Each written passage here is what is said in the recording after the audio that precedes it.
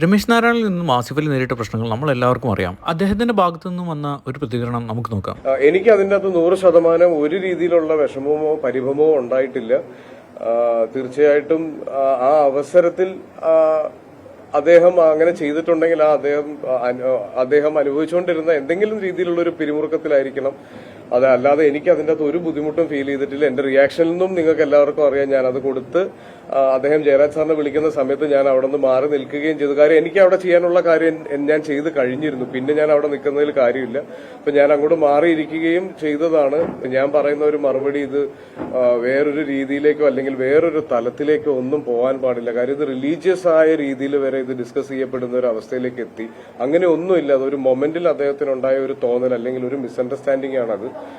ഈ ഒരു സംഭവത്തിൽ ഇദ്ദേഹം ഇത്രയും വളരെ പക്വമായ ഒരു പ്രതികരണം നടത്തുമെന്ന് ശരിക്കും ആരും തന്നെ പ്രതീക്ഷിച്ചിട്ടില്ല. ഇതിൽ നിന്നും ശരിക്കും മനസ്സിലാകുന്നത് എതിരെ നിൽക്കുന്ന ആളുടെ മനസ്സൊന്ന് മനസ്സിലാക്കാൻ ശ്രമിച്ചാൽ പല പ്രശ്നങ്ങൾ അവർക്കും ഉണ്ടാവും എന്നുള്ളതാണ്.